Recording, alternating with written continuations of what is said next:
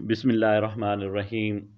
हज़रत बिलाल रज़ी अल्लाह ताला अन्हु से एक साहिब ने पूछा कि हजूर अक़दस सल्लल्लाहु अलैहि वसल्लम के अखराजात की क्या सूरत होती थी। हज़रत बिलाल रज़ी अल्लाह ताला अन्हु ने फरमाया कि हजूर सल्लल्लाहु अलैहि वसल्लम के पास कुछ जमा तो रहता ही नहीं था।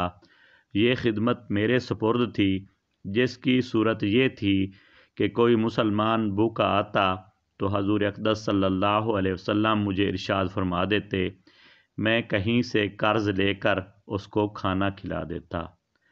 कोई नंगा आता तो मुझे इरशाद फरमा देते, किसी से कर्ज़ लेकर उसको कपड़ा पहना देता।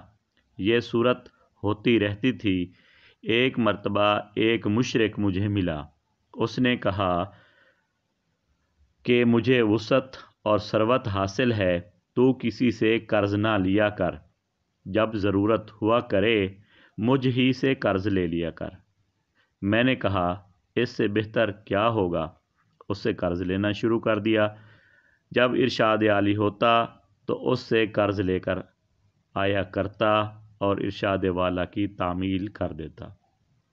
एक मर्तबा वज़ू करके आज़ान कहने के लिए खड़ा ही हुआ था कि वही मुशरिक चंद लोगों के साथ आया और कहने लगा, ओ हबशी। मैं उधर मुतवज्जे हुआ तो एकदम बेतहाशा गालियाँ बकने लगा। जो बुरा भला मुंह में आया कहा और कहने लगा कि महीना ख़त्म होने में कितने दिन बाकी हैं। मैंने कहा, करीब ख़त्म होने के है। कहने लगा, 4 दिन बाकी हैं। अगर महीना के ख़त्म तक मेरा सब कर्ज़ा अदा ना किया तो तुझे अपने कर्ज़ा में ग़ुलाम बनाऊँगा और उसी तरह बकरियाँ चराता फिरेगा जैसा पहले था। ये कहकर चला गया। मुझ पर दिन भर जो गुज़रना चाहिए था वही गुज़रा।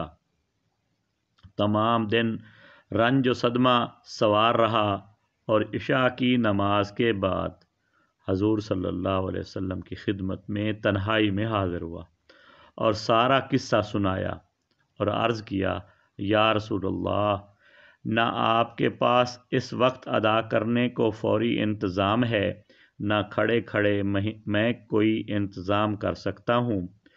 वो जलील करेगा, इसलिए अगर इजाज़त हो तो इतने कर्ज़ उतरने का इंतज़ाम हो, मैं कहीं रोपोश हो जाऊँ। जब आपके पास कहीं से कुछ आ जाएगा मैं हाजिर हो जाऊँगा। ये अर्ज़ करके घर आया, तलवार उठाई, ढाल उठाई, जूता उठाया। ये ही सामान सफ़र था। सुबह होने का इंतज़ार करता रहा कि सुबह के करीब कहीं चला जाऊँगा। सुबह करीब ही थी कि एक साहिब दौड़ते हुए आए कि हजूर सल्लल्लाहु अलैहि वसल्लम की खिदमत में जल्दी चलो। मैं हाज़िर खिदमत हुआ तो देखा कि 4 ऊँटनियाँ जिन पर सामान लदा हुआ था बैठी हैं। हजूर सल्लल्लाहु अलैहि वसल्लम ने फरमाया, खुशी की बात सुनाऊं कि अल्लाह ताला ने तेरे कर्जा की बेबाकी का इंतज़ाम फरमा दिया। सुबहान अल्लाह। ये ऊँटनियाँ भी तेरे हवाले और इनका सब सामान भी। फदक के रईस ने ये नजराना मुझे भेजा है। मैंने अल्लाह का शुक्र अदा किया और खुशी खुशी उनको लेकर गया और सारा कर्जा अदा करके वापस आया। हजूर अक़दस सल्लल्लाहु अलैहि वसल्लम इतने में मस्जिद में इंतज़ार फरमाते रहे।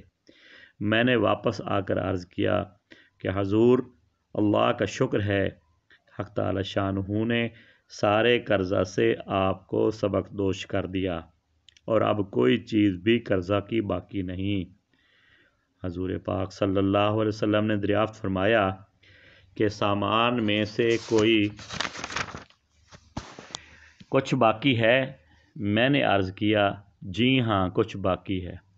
हजूर सल्लल्लाहु अलैहि वसल्लम ने इरशाद फरमाया, उसे भी तकसीम ही कर दे ताकि मुझे राहत हो जाए। मैं घर में भी उस वक्त तक नहीं जाऊंगा जब तक ये तकसीम ना हो जाए।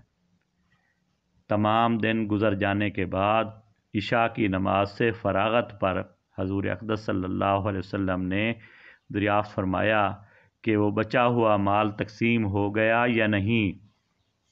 میں نے عرض کیا کچھ موجود ہے، ضرورت مند آئے نہیں۔ تو حضور صلی اللہ علیہ وسلم نے مسجد ہی میں آرام فرمایا۔ دوسرے دن عشاء کے بعد پھر حضور صلی اللہ علیہ وسلم نے فرمایا کہو جی کچھ ہے؟ میں نے عرض کیا کہ اللہ جل شانہ نے آپ کو راحت فرمائی کہ وہ سب نمٹ گیا۔ حضور صلی اللہ علیہ وسلم نے اللہ جل جلالہ کی حمد و ثنا فرمائی۔ حضور صلی اللہ علیہ وسلم کو یہ ڈر ہوا کہ خدا نخواستہ موت آ جائے اور کچھ حصہ مال کا آپ کی ملک میں رہے۔ اس کے بعد گھروں میں تشریف لے گئے اور بیویوں سے ملے۔ فائدہ: اللہ والوں کی یہ بھی خواہش رہتی ہے کہ ان کی ملک میں مال و متاع کچھ نہ رہے۔ پھر حضور اقدس صلی اللہ علیہ وسلم کا تو کیا پوچھنا، جو سارے نبیوں کے سردار، سارے اولیاء کے سرتاج، حضور صلی اللہ علیہ وسلم کو اس کی خواہش کیوں نہ ہوتی کہ میں دنیا سے بالکل فارغ ہو کر جاؤں۔